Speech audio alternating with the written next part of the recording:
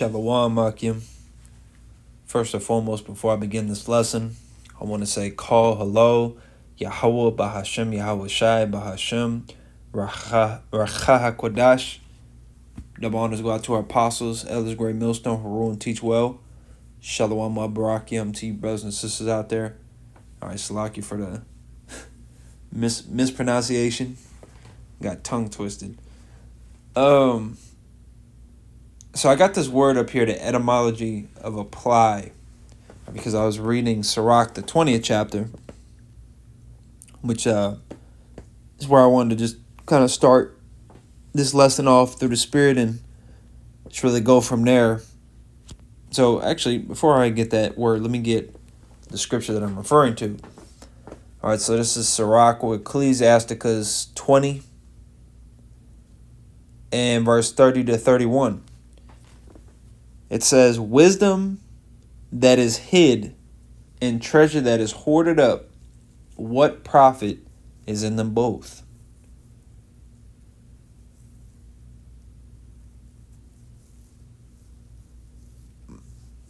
Verse, I'm trying to think about what I was going to say. I had a thought coming to my head. Treasure that's hoarded up, I'll start with talking about that, because it's comparing to how saying you having wisdom and hiding it, basically allowing it to be dormant within your mind. You're not actually utilizing it as a resource. Is like treasure, right? Even put it into modern day perspective. If you have $1 million and you just leave in your savings, you never spend a single dollar. Well, what like it says, what profit is that? What's the point? So it's the same thing with wisdom. However much wisdom you've acquired over which that reminds me of Isaiah 33:6, right? Because especially in the time of Jacob's trouble and the time of calamity, when all hell's gonna break loose, which Yahweh is, way sooner than we think. We're going to have to actually utilize our wisdom, which we already are supposed to be doing that. But especially in that time, you do not want to be an individual that has wisdom hid. Right? You need to actually be utilizing it. And then also, you can really use this to go into teaching.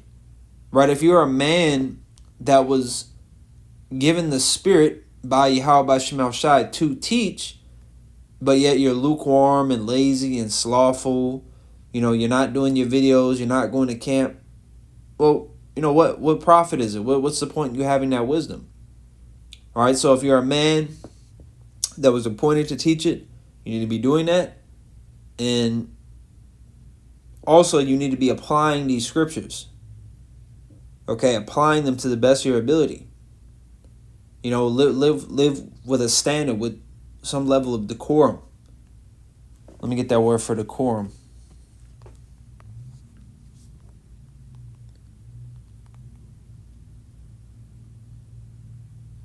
So it says decorum.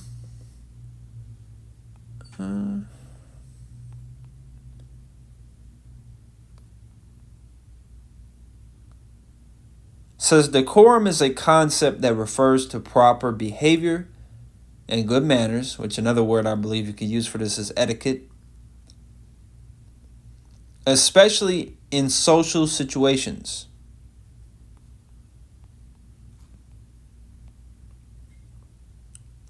Some similar words is politeness, courtesy, good manners, dignity, modesty,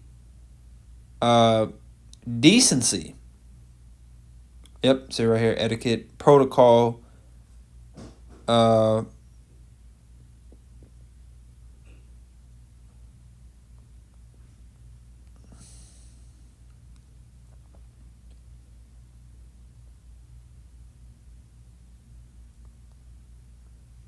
yeah, that's basically, you get the point.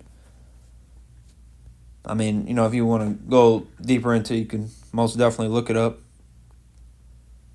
All right, so verse 31, it says, better is he that hideth his folly than a man that hideth his wisdom. So you need to be applying these scriptures. Certain situations that come up in your day-to-day life, because they will, especially because we're not at the house all day, right? Jake got jobs, and Jake got to go to the store and go, drive in traffic, and you got to deal with certain things in your life, handle your day-to-day business. Well, in every single moment of every single day, you need to make sure that you're having Yahweh Shemel Shai in your thoughts. Because who doesn't have the Lord in his thoughts? The wicked. All right? Esau Edom doesn't. All right? The Lord is not in all his thoughts. So, which when you read the scriptures, you notice that the Idumeans, the Edomites, modern day so-called white man, collectively, they, which, starting with the elite banker families, they're known to oppose the Most High. All right, when you read the qualities and traits that an Edomite has, the Lord tells us to essentially be the opposite. So Esau doesn't have the Lord in his mind. He doesn't care about the scriptures, and he doesn't have decorum. Okay? He has money and power. That's all. He doesn't have decorum. He's wise in wickedness. He's a beast. Okay? He's a damn fool. So we need to be opposite of that. We need to oppose that. We need to actually apply wisdom in our day-to-day life, especially in high-stress situations, especially in tests, especially when you're alone, right? You don't need to be one of them guys that on camera, you're just this mighty prophet, but then as soon as Monday comes along, now you're acting like you're back on earth. Well, that's not what this truth is. You're supposed to be a new creature, right? John 3:1. Supposed to be reborn. So there's no room for that. That you're supposed to be completely changed. That because also if you're righteous on camera, but then throughout the weekdays when you're not around Akim and all that, and not on camera, and you're acting like a complete baboon, well, that means that you were lying the whole time. It's a facade, right? You're not actually in this truth. You don't actually believe, because this is not just something that we do on the weekends or something that we do at 7 o'clock at night. This is our lifestyle. This is who we have become through the Spirit, the grace, the mercy of Yahweh Shemel Shai. Putting off that old man. All right, so I got the word here for apply. It says join or combine with, attach to something, adhere, apply, use, attach, devote oneself to. All right, so you have to devote yourself to these scriptures. Especially one book that I always, which I'm reading it now. It's honestly my favorite book. In terms of how to handle certain situations, a good book to go to is the book of Sirach or Ecclesiasticus, which we also call the Book of Mannerisms. That's another nickname that we gave it, or that I've heard a brother tell me, Book of Mannerisms.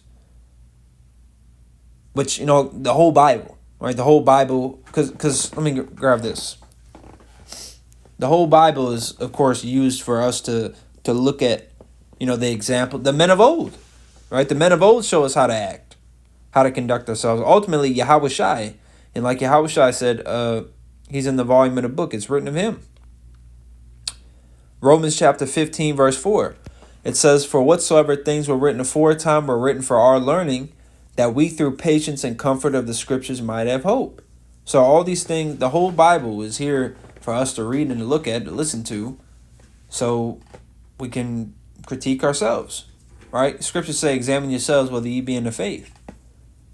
Now, do we examine one another? Yeah, iron sharpens iron, and, of course, we don't suffer sin upon our neighbor. We critique each other, but you need to be your biggest critic, all right? Because at the end of the day, Philippians 2:12, you're working out your own salvation here, But we look at the Bible, all the things in it, especially the book of Sirach, and it gives us,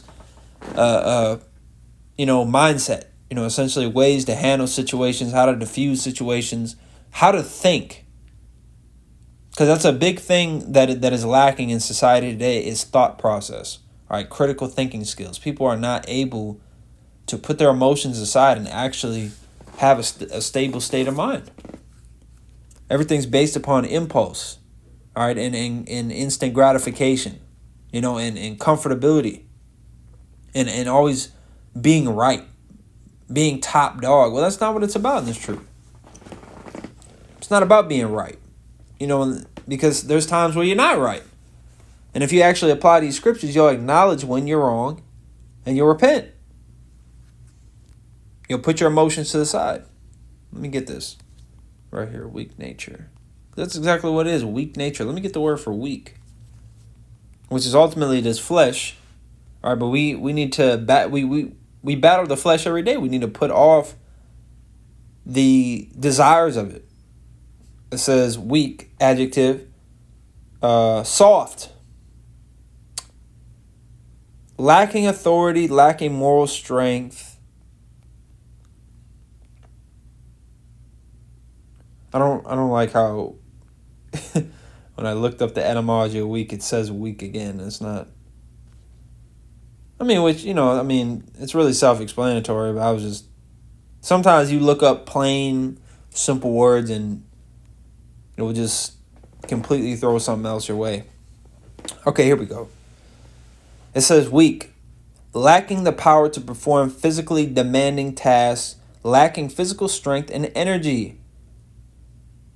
Liable to break or give way. I'm down here at number 2. Liable to break or give way under pressure, easily damaged. So this flesh is weak.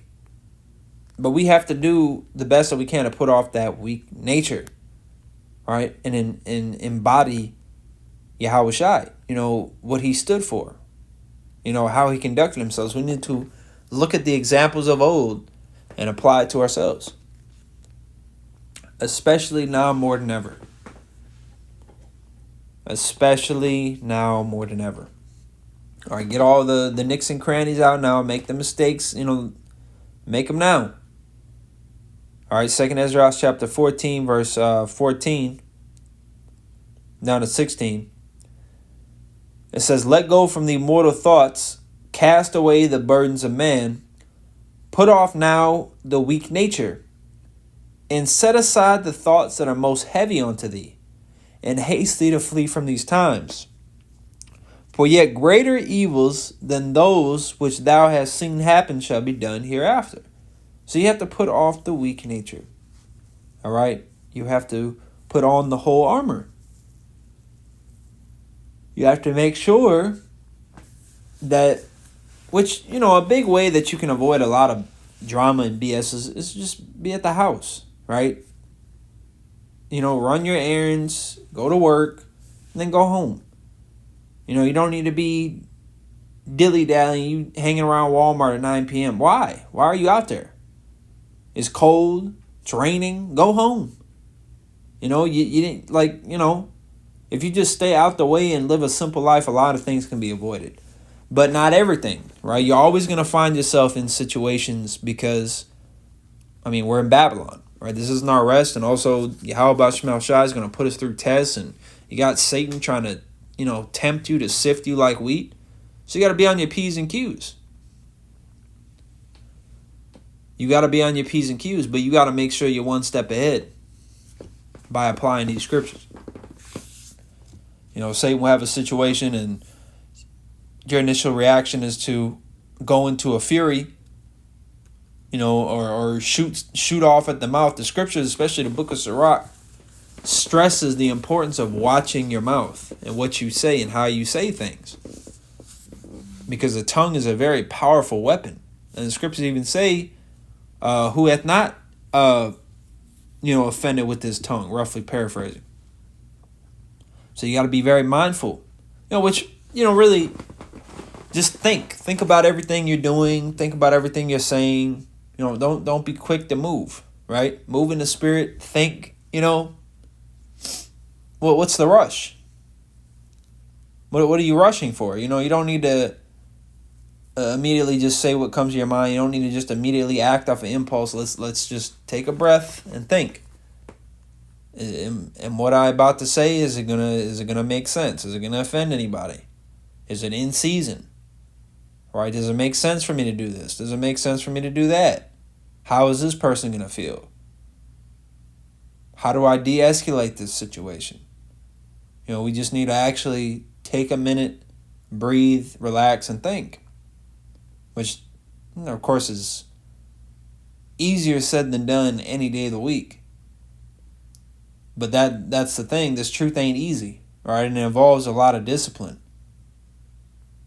And the more you grow in the truth, the more discipline you acquire over the years.